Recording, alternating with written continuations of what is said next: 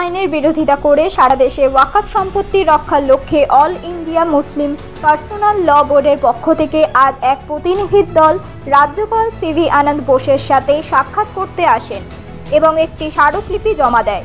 তারা চাইছেন রাজ্যপালের হাত ধরে রাষ্ট্রপতির দৃষ্টি আকর্ষণ করতে।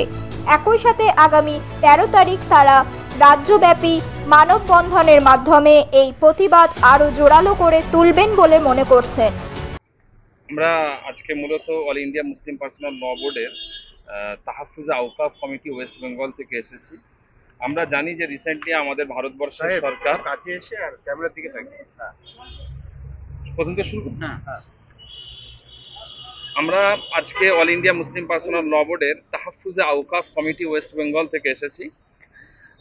আমরা জানি যে রিসেন্টলি আমাদের ভারতবর্ষের সরকার পার্লামেন্টে একটা ওয়াকফ আইন পাশ করেছেন, যে আইন আমাদের ভারতবর্ষের মুসলমানদের, শুধু তাই নয়, ভারতবর্ষের সংবিধান আমাদেরকে যে সমান অধিকার, নিজেদের ধর্মীয় যে ইনস্টিটিউশনস আছে সেগুলোকে নিজেদের মতো করে পরিচালনা করার যে অধিকার, যেগুলো আমাদের ভারতবর্ষের আইন সংবিধান আমাদেরকে দিয়েছে, এই নতুন ওয়াকফ বিল বা নতুন ওয়াকফ আইন সেটার বিরুদ্ধে যাচ্ছে।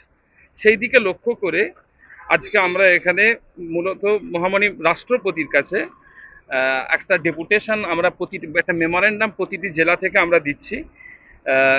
প্রত্যেকটা জেলার ডিস্ট্রিক্ট ম্যাজিস্ট্রেটের কাছে আমরা মেমোরেন্ডাম জমা দিয়েছি এবং আমরা কলকাতার পক্ষ থেকে রাজ্যপালের কাছে একটা মেমোরেন্ডাম জমা দিয়েছি।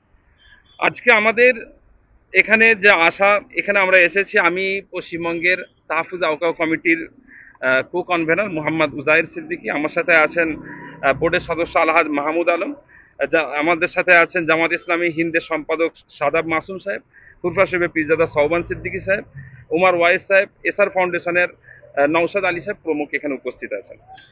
আমরা দেখেছি যে আমাদের এই যে স্মারকলিপি আজকে জমা পড়বে, সেই স্মারকলিপিতে সম্প্রতি ওয়াকফ অ্যাক্ট 1995 আনা সংশোধনীর বিরুদ্ধে তীব্র আপত্তি জানানো হয়েছে এবং সংশোধনীকে সংবিধান বিরোধী, বৈষম্যমূলক এবং মুসলমানদের ধর্মীয় অধিকারের উপর আঘাত হিসেবে বর্ণনা করা হয়েছে। উত্থাপিত প্রধান আপত্তিসমূহ হলো সংশোধনীগুলোর সংবিধানের 14, 25, 26 ও 29 অনুচ্ছেদের পরিপন্থী, অন্য ধর্মীয় সম্প্রদায়ের সম্পত্তির জন্য যে আইনগত সুরক্ষা রয়েছে তা ওয়াকফ সম্পত্তির ক্ষেত্রে বাতিল করা হয়েছে। কেউ যদি অন্তত 5 বছর যাবৎ প্র্যাকটিসিং মুসলিম না হন তবে তিনি ওয়াকফ করতে পারবেন না, এমন কথা উল্লেখ আছে। এই সংশোধনীগুলি মুসলিমদের অধিকার সীমিত করে, অথচ অন্যান্য ধর্মীয় গোষ্ঠীর জন্য তা বহাল রাখা হয়েছে। ওয়াকফ সম্পত্তির জন্য লিমিটেশন অ্যাক্ট অনুযায়ী যে ছাড় ছিল তা তুলে নেওয়া হয়েছে। যদি সরকার ওয়াকফ সম্পত্তি দখল করে তবে সরকার সেটির মালিকানা দাবি করতে পারে, কারণ এখন থেকে বিরোধ নিষ্পত্তির ক্ষমতা একমাত্র মনোনীত অফিসারের হাতে এবং ওয়াকফ বা ইউজারের ক্ষেত্রে এখন নিবন্ধন বাধ্যতামূলক এবং বিরোধ দেখা দিলে এই সম্পত্তি ওয়াকফের মর্যাদা হারাতে পারে। এই সমস্ত দাবিগুলো আমরা রাজ্যপালকে রেখেছি এবং আমাদের মূল দাবি হলো যে আমাদের যে নতুন ওয়াকফ অ্যামেন্ডমেন্ট অ্যাক্ট আছে তার মধ্যে থেকে এই যে আমাদের যে পয়েন্টগুলোকে উল্লেখ করেছি সেগুলোকে আমাদের অবিলম্বে প্রত্যাহার করতে হবে, এটা আমাদের দাবি। এবং একইভাবে আমরা এখানে উল্লেখ করে দিতে চাই যে আগামী 13ই জুন 2025 সালে আমরা পুরো রাজ্যব্যাপী একটা মানব শৃঙ্খল বা হিউম্যান চেন কর্মসূচি আমরা গ্রহণ করছি এবং আজকে এখানে প্রেসের মাধ্যমে আমি পশ্চিমবঙ্গের সমস্ত জাতি ধর্মের নির্বিশেষে প্রত্যেক মানুষকে আমরা অনুরোধ করব যে আগামী 13ই জুন 2025 সালে আমাদের সকলের সাথে তারাও যেন এই মানববন্ধন বা হিউম্যান চেনে তারা যেন অংশগ্রহণ করে। রাজ্যের আমরা যেভাবে প্রোগ্রাম করছি সেটা হলো আমাদের রাজ্যের প্রত্যেকটা জেলাতে, প্রত্যেকটা লোকালয়ে আমাদের যেখানে মসজিদ আছে বা যেখানে মানে আমরা রাস্তার ধারে আমরা এই আয়োজনটা করবো। 13ই জুন নাকি লাগাতার এখন এই আইনের বিরুদ্ধে আপনাদের এই আন্দোলন চলবে? আমাদের তো লাগাতার আন্দোলন চলছে।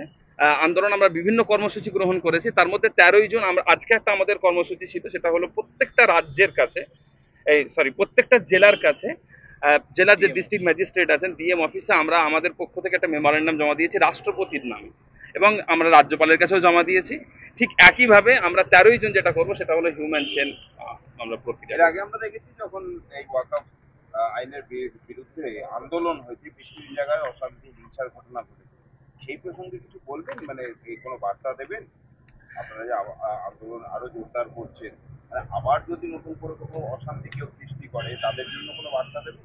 আমরা যেটা দেখেছি, লক্ষ্য করেছি, এর আগে অশান্তি যেগুলো আমরা লক্ষ্য করেছি এর মধ্যে আমরা বহু রকমের রিপোর্ট আমরা সেখানে দেখেছি।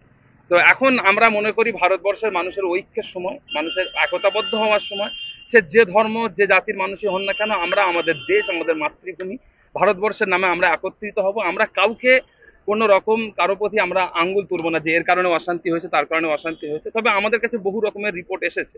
তবে সেক্ষেত্রে আমরা শিক্ষা গ্রহণ করেছি এবং আমাদের লক্ষ্য আছে যে আমরা আগামীর আন্দোলনকে আরো গুছিয়ে আমরা আন্দোলন করব, যাতে কেউ যেন কোনো রকমের সুযোগ সেখানে তৈরি করে আমাদের মধ্যে আভ্যন্তরে ঢুকে যেন কোনো অশান্তি সৃষ্টি না করতে পারে। সেই জন্য আমাদের প্রোগ্রাম সেভাবে আমরা মজবুত করছি। রাজ্যপালের সাথে কি আজকে দেখা হলো? উনি কি বললেন? রাজ্যপাল অসুস্থ আছেন, শারীরিকভাবে অসুস্থ, তিনি কারোর সাথেই সাক্ষাৎ করছেন না তিনি। তবে আমরা ভেতরের অফিসিয়ালের সঙ্গে দেখা করেছি এবং তারা আমাদের যে মেমোরেন্ডাম সেটা গ্রহণ করেছেন, আমাদেরকে রিসিপ্ট কপিও দিয়েছেন এবং তিনি আমাদের কাছে কথা দিয়েছেন যে রাজ্যপালের কাছে আমাদের মেমোরেন্ডামটা কনভে করবেন, রাষ্ট্রপতির কাছেও কনভে করবেন। দেখুন, আপনাদের এই যে প্রতিবাদ কর্মসূচি, আন্দোলন কর্মসূচি চলছে, পাশাপাশি আমরা দেখছি বিভিন্ন রাজনৈতিক এবং অনেক সামাজিক সংগঠন এই ওয়াকফ বিলের বিরোধিতা করছে। তো এই যে আপনাদের আগামী দিনের যে কর্মসূচি আছে, তাতে কি তাদের অংশগ্রহণ চাইবেন বা তাদের কোনো আহ্বান করবেন? আমরা যেটা আমরা বলতে চাই সেটা হলো যে অল ইন্ডিয়া মুসলিম পার্সোনাল ল বোর্ড ভারতবর্ষের সমস্ত মানুষকে নিয়ে তারা কাজ করতে আগ্রহী। তো যে কোনো রাজনৈতিক চিন্তাভাবনা বা সামাজিক চিন্তাভাবনার মানুষ এখন পর্যন্ত এটা একটা মানে আমরা বলতে পারি এমন একটা বোর্ড যেখানে সমস্ত চিন্তাধারা মানুষ আছেন এবং আগামীতেও অন্যান্য চিন্তাধারার মানুষ আসলে তারা মানে তাদের স্বাগত জানানো হবে। এমন কিছু নয় যে শুধুমাত্র একটা নির্ধারিত কমিউনিটিকে নিয়ে আমরা আন্দোলন করতে চাইছি, এমন কিছু নয়। আমার নাম মোহাম্মদ উজায়ের সিদ্দিকী।